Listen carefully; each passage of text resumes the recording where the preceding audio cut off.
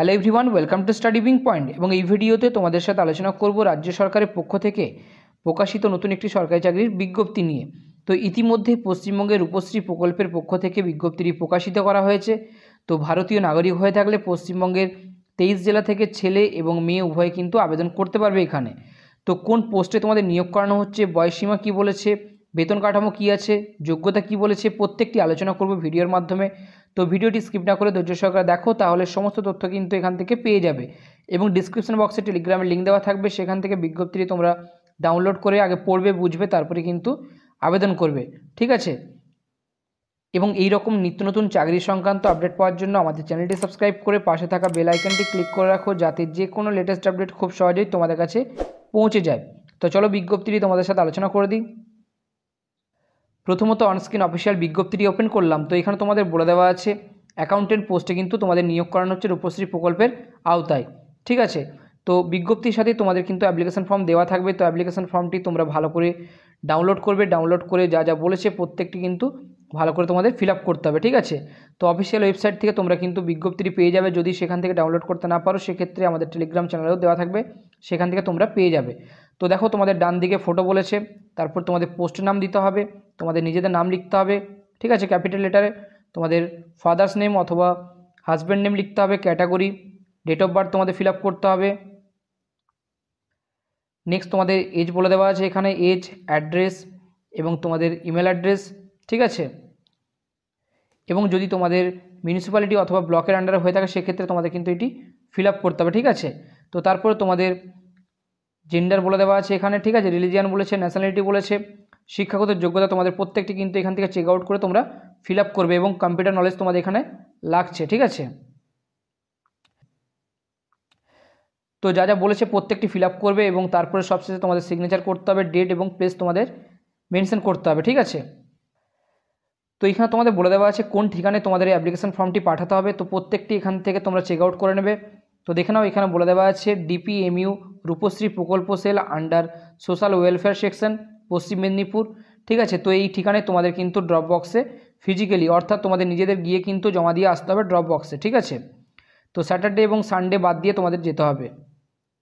তো বিজ্ঞপ্তিটি তোমাদের প্রকাশিত হয়েছে government of west Bengal, office of the district magistrate and কালেক্টরের পক্ষ থেকে, ঠিক আছে। তো রূপশ্রী প্রকল্পের আওতায় তোমাদের নিয়োগ করানো হচ্ছে। সেক্ষেত্রে তোমাদের ইস্যু আপডেট বলেছে 20/12/2023, এই ডেটে বিজ্ঞপ্তি কিন্তু ইস্যু হয়েছে এবং মেমো নাম্বার দেওয়া আছে, ঠিক আছে। পরবর্তীতে দেখে নাও, এখানে তোমাদের নেম অফ দ্য পোস্ট বলেছে অ্যাকাউন্টেন্ট পোস্টে কিন্তু নিয়োগ করানো হচ্ছে কন্যাশ্রী প্রকল্পের আওতায়। প্রত্যেক মাসে তোমাদের বেতন থাকবে 15,000 টাকা করে, ঠিক আছে। এবং একটি মাত্র শূন্যপদ আছে এসসি ক্যাটাগরির জন্য এবং তোমাদের 1 বছর চুক্তিভিত্তিক কিন্তু নিয়োগ করানো হচ্ছে এখানে। তো বয়স কাঠামো বলে দেওয়া আছে 18 থেকে 40-এর মধ্যে তোমাদের কিন্তু এখানে বয়স থাকতে হবে। 40-এর বেশি বয়স কিন্তু তোমাদের হওয়া যাবে না, ঠিক আছে। এবং তোমাদের বয়স কিন্তু হিসেব করা হবে মাধ্যমিকের সার্টিফিকেট অথবা সমতুল্য সার্টিফিকেট থাকলে সেই সার্টিফিকেটের ভিত্তিতে কিন্তু বয়স তোমাদের হিসেব করা হবে, ঠিক আছে। তো রেসিডেন্সিয়াল কোয়ালিফিকেশানে তোমাদের বলে দেওয়া আছে ভারতীয় নাগরিক হয়ে থাকলে তোমরা যে কোনো স্টেটের বাসিন্দা কিন্তু আবেদন করতে পারবে। সেক্ষেত্রে তোমাদের আধার কার্ড থাকতে হবে বলে দেওয়া আছে। তো পরবর্তীতে তোমাদের এডুকেশনাল কোয়ালিফিকেশান এবং কম্পিউটার নলেজ কিন্তু বলে দিয়েছে এখানে, ঠিক আছে। তো দেখো বলেছে 1 নম্বরে যে কমার্স গ্র্যাজুয়েট উইথ অনার্স, অর্থাৎ তোমাদের যে কোনো স্বীকৃত বিশ্ববিদ্যালয় থেকে কমার্স বিভাগে স্নাতক পাস হয়ে থাকতে হবে, অর্থাৎ গ্র্যাজুয়েশন পাস থাকলে তোমরা কিন্তু আবেদন করতে এখানে পারবে, ঠিক আছে। এবং তোমাদের কম্পিউটার নলেজ কিন্তু এখানে চেয়েছে, কী কী বিষয়ে তোমাদের নলেজ চেয়েছে এখানে কিন্তু বলে দিয়েছে। এমএস অফিস যে তোমাদের প্যাকেজ আছে সেই প্যাকেজের উপরে তোমাদের কিন্তু নলেজ চেয়েছে এখানে, ঠিক আছে। এবং সঙ্গে তোমাদের স্প্রেডশিটের উপর তোমাদের নলেজ চেয়েছে, ট্যালির উপরে এবং প্রেজেন্টেশনের উপরে তোমাদের কিন্তু নলেজ চেয়েছে। এবং 3 বছরের মিনিমাম কাজের অভিজ্ঞতা এখানে চেয়েছে, সরকারি অথবা বেসরকারি যে সমস্ত প্রতিষ্ঠানগুলি আছে সেখান থেকে, তাহলে তোমরা কিন্তু এখানে আবেদন করতে পারবে। নেক্সট দেখে নাও, এখানে বলে দিয়েছে মোড অফ এক্সামিনেশান, অর্থাৎ তোমাদের এক্সাম পদ্ধতি কিন্তু এখানে বলে দিয়েছে 100 নম্বরের তোমাদের এক্সাম নেওয়া হবে, 50 নম্বর লিখিত পরীক্ষা নেওয়া হচ্ছে। সেক্ষেত্রে সিলেবাস বলে দিয়েছে এখানে, কারেন্ট অ্যাফেয়ার্স থেকে প্রশ্ন থাকবে, জেনারেল নলেজ থেকে প্রশ্ন থাকবে এবং অ্যাকাউন্টেন্সি থেকে তোমাদের প্রশ্ন আসবে, জেনারেল মেন্টাল অ্যাবিলিটি থেকে প্রশ্ন আসবে, অ্যারিথমেটিক এবং ইংলিশ থেকে তোমাদের কিন্তু প্রশ্ন আসবে, ঠিক আছে। এবং তারপর বলেছে দেখো কম্পিউটার টেস্ট থেকে তোমাদের 40 নম্বর থাকছে এবং ইন্টারভিউ থেকে তোমাদের কিন্তু 10 নম্বর থাকবে এখানে। তো প্রত্যেকটি কোয়ালিফিকেশান তোমাদের হিসেব করা হবে যে ডেটে বিজ্ঞপ্তিটি প্রকাশিত হয়েছে সেই ডেট থেকে, ঠিক আছে।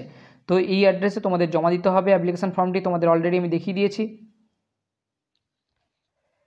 তো এখানে তোমাদের সিলেকশন প্রসিডিওর বলে দেওয়া আছে, লিখিত পরীক্ষা এবং কম্পিউটার টেস্ট এবং পার্সোনালিটি টেস্টের মাধ্যমে তোমাদের কিন্তু এখানে নিয়োগ করানো হচ্ছে, অর্থাৎ তোমাদের 3টি ধাপে কিন্তু সিলেকশন প্রসিডিওর কমপ্লিট করা হবে।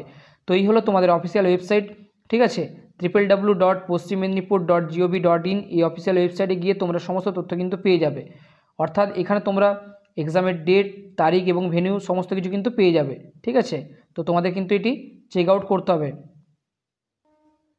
নেক্সট তোমাদের এখানে বলে দেওয়া আছে কবে থেকে তোমাদের ফর্ম ফিল আপ শুরু হয়েছে। তো সেক্ষেত্রে এখানে দেখো ডেট বলে দিয়েছে 21/12/2023, অর্থাৎ ডিসেম্বর মাসের 21 তারিখ থেকে তোমাদের ফর্ম ফিল আপ শুরু হয়েছে এবং ফর্মটি জমা দেওয়ার লাস্ট ডেট বলেছে 11/1/2024। তো এই ডেটের আগে তোমাদের কিন্তু সাবমিট করে দিতে হবে নির্দিষ্ট ঠিকানায় গিয়ে।